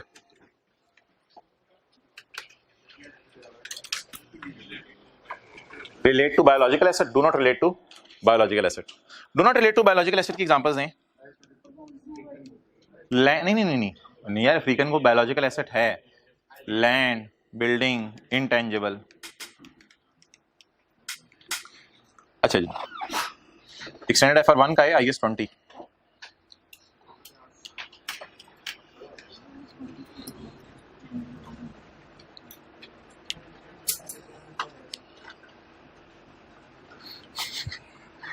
आप किस इलाके से हो? भाई पिशावर से लोग खड़े हो के देख रहे हैं कि ये क्या लिखा हुआ है, तो प्लीज इनको हम रिस्पेक्ट देंगे। इतनी दूर से ये दुम्बा कढ़ाई लेके आए हैं तो इनको हम रिस्पेक्ट देंगे, इसलिए कर लें कि ये बात ना, और ये तरीका बिल्कुल गलत है, और ये अल्लाह को भी पसंद नहीं है कि कोई इलाके वाला बंदा आए ना, ये माशाल्लाह उस इलाके से है जहाँ सोन हलवा अच्छा मिलता है, यानी अगला भी समझ जाता है कि ये मुझे क्या कह रहा है। तो इसको शरीयत में कहते हैं ज़बान का सवाल दिल का सवाल, और अल्लाह को ये बिल्कुल पसंद नहीं है, तो प्लीज़ ऐसी बातें मत किया करें। ओके, मैंने समझाने के लिए की। ओके, तो come back to the point. आपने फार्म हाउस है, फार्म हाउस के लिए आपने खरीदनी है लैंड जिस पे आप फिर जानवर खरीदेंगे, और जानवर खरीद के जो है वो उनका मिल्क निकालेंगे, यानी आप एग्रीकल्चर एक्टिविटी कर रहे हैं। अगर आपने लैंड खरीदी है ना, लैंड, तो हुकूमत ने कहा छोड़ो यार लैंड मेरी तरफ से, तो यार ये बायोलॉजिकल एसेट नहीं है लैंड। तो लैंड खरीदी आपने नहीं, हुकूमत ने दे दी, ग्रांट कर दी आपको, तो इस पे कौन सा स्टैंडर्ड लगेगा? IS 21। लेकिन आपने अगर लैंड अपने पैसों के बिल फर्ज खरीदी, अब आप सोच रहे हैं कि आप काउस खरीद रहे हैं या आप जो है वो बकरे खरीद रहे हैं, वो हुकूमत ने कहा मैं आपको दे देती हूँ, छोड़ो परे, वो मैं आपको दे देती हूँ, तो वो तो फिर बायोलॉजिकल एसेट्स है ना, उनको आप किस पे मेजर करेंगे? तो इन पे कौन सा स्टैंडर्ड लगेगा? IS 41। तो ग्रांट्स को किस स्टैंडर्ड के मुताबिक डील करेंगे? IS 41। आखिरी सवाल मेरा, वो जो आपने वो बकरी बेबी मंगवाई हुई है कहां से? उस बायोलॉजिकल एसेट को मजबूरन आपने किस पे रखा हुआ है? कॉस्ट पे। तो फिर अगर वो हुकूमत ने आपको तोहफे में दिया, तो फिर वो ग्रांट किस स्टैंडर्ड में डील होगी? तो मोहतरम, ये डिस्कशन तो हमें करने की जरूरत नहीं है, हमारे स्कोप से बाहर है, हम सिर्फ इस डिस्कशन की तरफ मूव करेंगे। तो कॉस्ट पे किन को रखा होता है बायोलॉजिकल एसेट को? कोई मिसालें सोच के बताएं, किन बायोलॉजिकल एसेट्स को कॉस्ट पे रखा होता है? अफ्रीकन गोट, ठीक है। और fair value minus cost to sell में क्या लिख लें? Cows for milk, sheep for wool.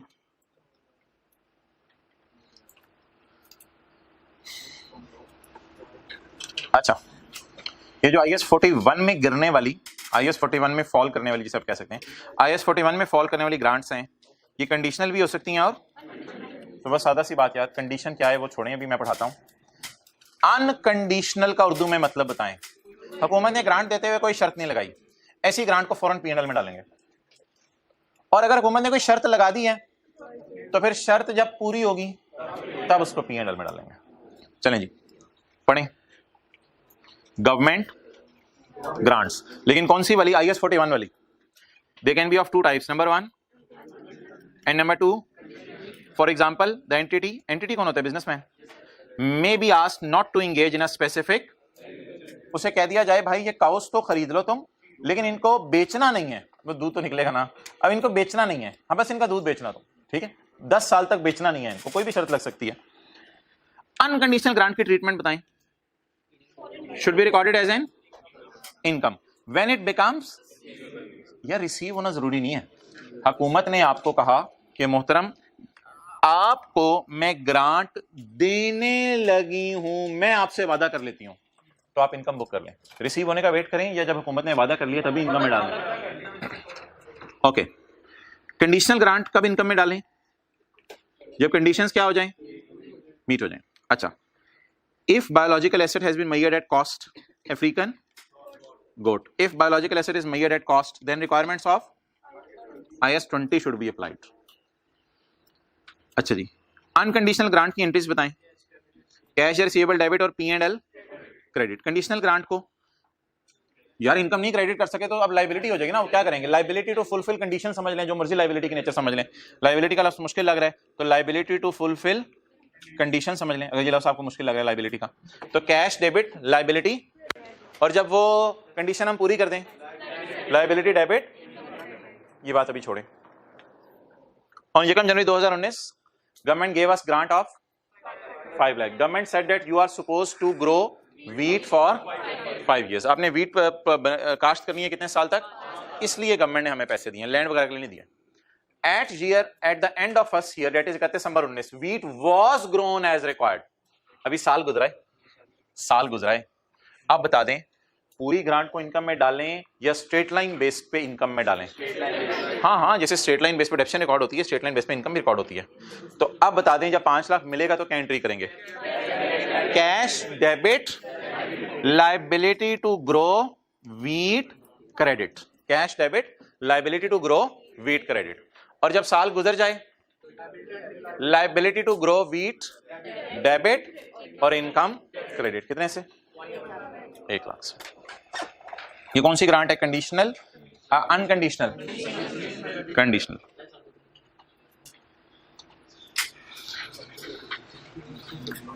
Heavy बात कर दूं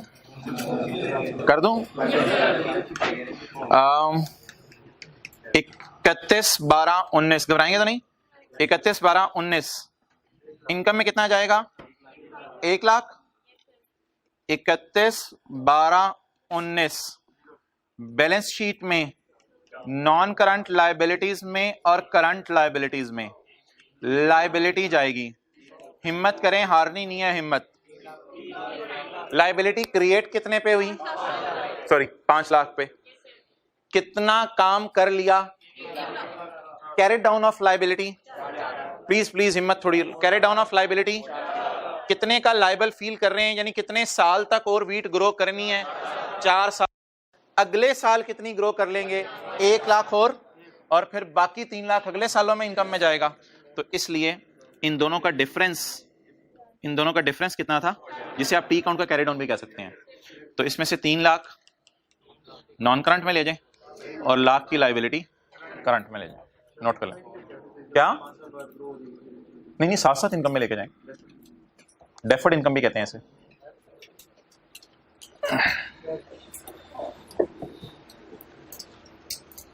क्या बेबी पैदा होते मर जाए तो जन्नत में जाकर ये पूछ? अच्छा, बेबी पैदा होते मर जाए तो पहले पैदा होने की एंट्री करो.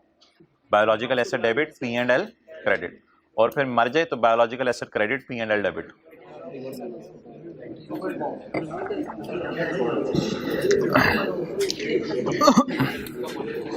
ये 2 फिक्रे बार पढ़ें. ये स्टैंडर्ड के फिक्रे हैं, ये एमसीक्यूज में आए हुए हैं. अनकंडीशनल ग्रांट को कब इनकम में डालना है? When the grant becomes. और कंडीशनल वाली को कब इनकम में डालना है? When the condition is met. अच्छा, एमसीक्यू में ना 3-4 लाइनें दे देते हैं. आपने उसमें से ना ये वाली लाइन, पूरा कॉलेज जलने लग गया.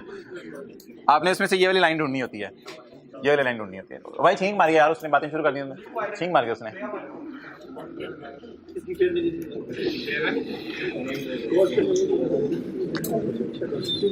Page number 693. All is done. Disclosures page 693. Disclosures इसके कोई ऐसा है नहीं जो हमने बनाने हैं, बस पढ़ने हैं.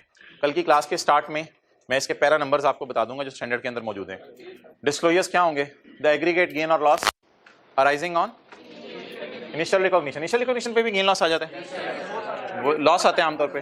And from the change in fair value, जो ईयर एंड पे होती है, आपको पता है ईयर एंड पे. कुछ थोड़ा सा लिखते रहा करें ईयर एंड पे. हाँ लगे होते हैं घर में जाके बाबा लगे होते हैं. आगे चलें जी. A description of each group of. मुख्तलिफ ग्रुप्स हमारे पास हो सकते हैं. मिसाल के तौर पे यार आज तू खलो जा, बीफ कैटल ते डेयरी कैटल ते फर्क दस. खलो जा. Beef cattle dairy cattle kasai.com milkman.com. Have a seat. Fruit trees, हाँ आप कह रहे होंगे फ्रूट ट्रीज जो हैं वो हमारे बियर प्लांट हैं, लेकिन कोई मसला नहीं. आप डिस्क्लोजर में तो बता दें कि हमारे पास फ्रूट ट्रीज भी हैं और वीट प्लांट्स भी हो सकते हैं हमारे पास. मिसालें दी हैं. Information about biological assets whose title is restricted और डेटर प्लेज्ड एज सिक्योरिटी. मिसाल के तौर पे किसी बंदे से आपने लोन मांगा तो उसने कहा मैं लोन नहीं दूंगा. यार ये जो वो गाय खड़ी है ना और इसके साथ उसकी जो 3 बहनें हैं, ये 4 सिक्योरिटी रख ले. ये 4 सिक्योरिटी के तौर पे ये चारों बेच दी. तो commitments for development of biological asset, आपने कोई कमिटमेंट कर लिया है कि मैं आप लोगों को बायोलॉजिकल एसेट्स दूंगा बेचने के लिए, कुछ भी फॉर एक्विजिशन समझ लें, एक्विजिशन की मिसाल ले लें, आपने किसी से वादा कर लिया कि मैं तुमसे 10 गाय खरीदूंगा, तो यूजर को बता दें commitment for buying biological asset. कर लिए या करेंगे? Commitment for buying biological asset. Financial risk management, financial risk management क्या हो सकता है कि आपके नहीं फाइनेंशियल रिस्क ये होता है कि आपकी बाहर के मुल्क में जानवर हैं, बाहर के मुल्क में आपके जानवर हैं, तो फाइनेंशियल रिस्क क्या है? करेंसी ऊपर नीचे हो रही है, तो इसको मैनेज किया जाता है हेजिंग करा के, जो हमारे सिलेबस में नहीं है। हेजिंग समझ लें इंश्योरेंस टाइप कोई चीज है, तो आपको अगर कोई रिस्क है गाय से, फाइनेंशियल रिस्क तो उसे कैसे मैनेज कर रहे हैं, तो लिख लें इंश्योरेंस करा के मैनेज किया जाता है, आपके लेवल की बात। वैसे हेजिंग एक लफ्ज होता है। नेक्स्ट रिकॉन्सिलिएशन, अभी सुबह सुबह बनाई है। Opening assets, purchases, bond sold, change in value, purchase, sale, harvesting. और हार्वेस्टिंग क्या मतलब? हार्वेस्टिंग तो रिकॉन्सिलिएशन में जाती, लेकिन काऊ को कट कर दिया जाए और ज़िबा कर दिया जाए तो फिर तो कम हो जाएंगी ना।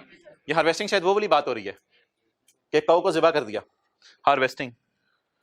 और इन द एंड IAS 41 इनकरेज करता है फॉरेन एक्सचेंज डिफरेंसेस, तो उन्हीं जानवरों पे आएंगे ना जो बाहर के मुल्क में है। IAS 41 encourages entities to separate the change in fair value less cost to sell between the change due to physical reasons and due to price.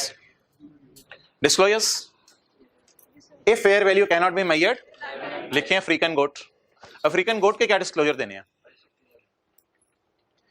Additional नहीं, IAS 16 वाले नहीं, इधर ही नहीं। Additional disclosures are as follows: description of the African गाउ, explanation of the, मंगवा ली थी और पाकिस्तान में है कोई नहीं, तो अब क्या करें इसका, कहां से फेयर वैल्यू लगवाएं, नहीं पता चल रही।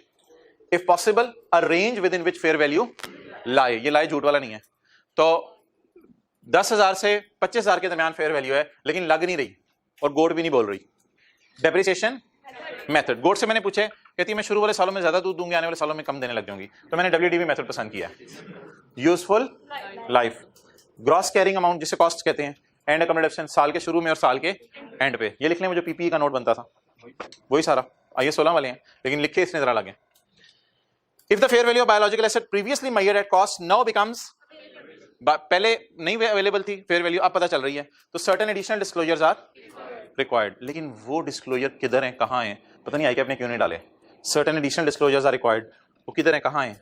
ऐसे हल्का सा क्वेश्चन मार्क लगा लें फॉर एवर, यानी इस क्वेश्चन मार्क को मैं रिजॉल्व नहीं कराऊंगा। वो डिस्क्लोजर किधर है एडिशनल, यहां तो नहीं दिए हुए, काश दे देता। आखिरी चीज बोले, government grant, nature of grant. Nature of grant क्या थी? वीट के लिए दी थी, वीट के लिए दी थी ना। और अनफुलफिल्ड कंडीशन क्या थी? 4 साल की, और फुलफिल कितने साल की होगी थी? और अनफुलफिल्ड 4 साल की थी। Significant decrease expected in level of grant, दूसरे साल के एंड पे हमें पता चला कि वीट में ये मेरा काम नहीं है, मुझे नहीं वारा खाता वीट बनाना, तो अब बताएं ग्रांट वापस करनी पड़ेगी या जेब में डाल लूंगा? तो सिग्निफिकेंट डिक्रीज एक्सपेक्टेड है। अब क्या एक्सपेक्टेड है? वो ग्रांट मुझे वापस करनी पड़ेगी या जेब में डाल लूंगा? वापस करनी पड़ेगी। अगर ऐसा कोई सिनेरियो बन जाए तो यूजर को बता दें, या कोई नहीं 3 लाख को लायबिलिटी में पड़ा रहने दें जो भी निकाली है, यूजर को बता दें। ओके, अच्छा यार आपके जहन में क्या आ रहा है? अब एक जो पूरे स्टैंडर्ड की आपके जहन में पिक्चर बनी है, ये PPE में क्या आता है? अब से आंखें खोल के फाड़ के देखते रहें। मैं अगले सफे पे आ गया हूं, बैलेंस शीट। PPE में क्या आता है? Bearer plant, example given mango trees. और IAS 41 में क्या आता है? Dairy cattle, sheep for wool, ये किस में आएगा? ये PPE है, बियर प्लांट। और ये क्या है? क्या? Next, current assets.